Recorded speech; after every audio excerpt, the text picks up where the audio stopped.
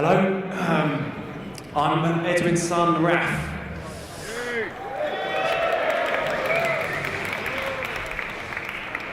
Holmes Simpson once said, "There's only two kinds of guys who wear Hawaiian shirts, gay guys and big fat party animals." And I think we know which one Edwin was. Don't we? Just to be clear, Edwin was heterosexual. That's not to say he couldn't camp it up. He could be obscenely camp. When I was 15 years old, he was embarrassingly camp, I think. One of the things that struck me about Edwin's funeral was all the different groups of people from the various phases of Edwin's life, and very often they didn't necessarily overlap.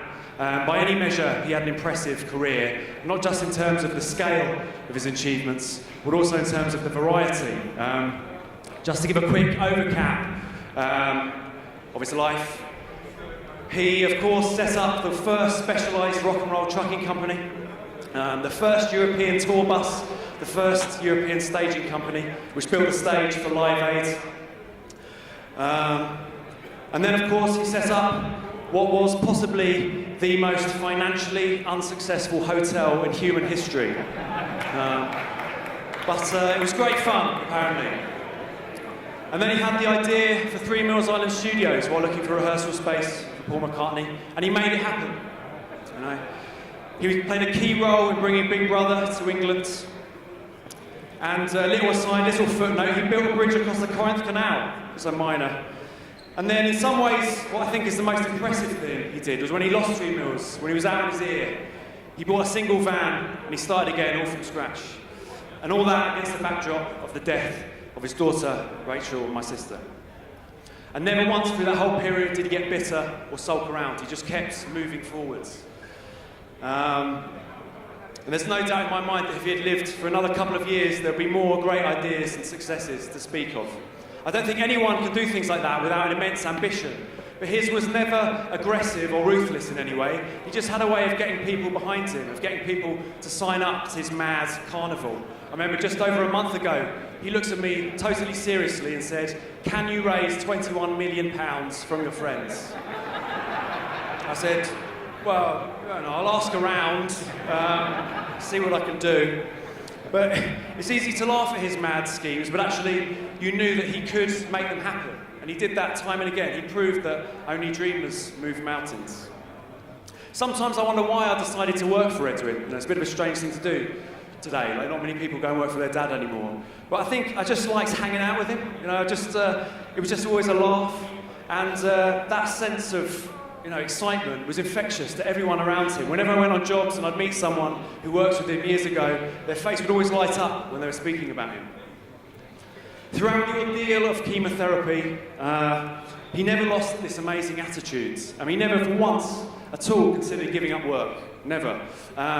Just recently he was in an important meeting and he was having a little bit of a difficult day that day. He had to rush to the toilet many times. And I hope I've put that sensitively. I think the way he would have described it was, "I fucking shat myself!" Anyway, he came back into the room and he noticed out the corner of the eye while he was explaining an important detail to the business people, he noticed a bit of soiled toilet paper on the floor. And he said he thought to himself, "What would Alan Sugar do?" To finish, I'd just like to describe Edwin's burial, which I think was slightly unorthodox in a way. The morning after the funeral, he spent the night in the church, and we went down there, we picked him up, we rolled him out on his road box, his final get-out, and we loaded him into the Vito, his favourite van for European jobs. And I think he would have been glad that we did the driving, because he was in the transport business. And we thought about getting a funeral director, but in the end, Edwin Shirley Limited just gave us a cheaper quote. So we drove him down to Galshurst, just a few miles from where he was born. And together with Mark, we stopped off at his mum's old house just for a few minutes. And then we took him to Galshurst, the church where we had his mum's funeral in 1997 and his daughter's funeral in 2003.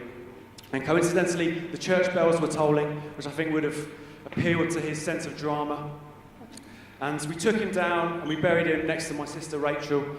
in a graveyard with possibly the most beautiful view in all of Kent. And so I'd quite like to hijack this memorial a little bit with memories of Rachel as well. I just want to use tonight to think of happy memories of Edwin and Rachel. Thank you very much. One more thing. I'm going to introduce Patrick Woodruff as a close friend of Edwin's. He originally met a long time ago.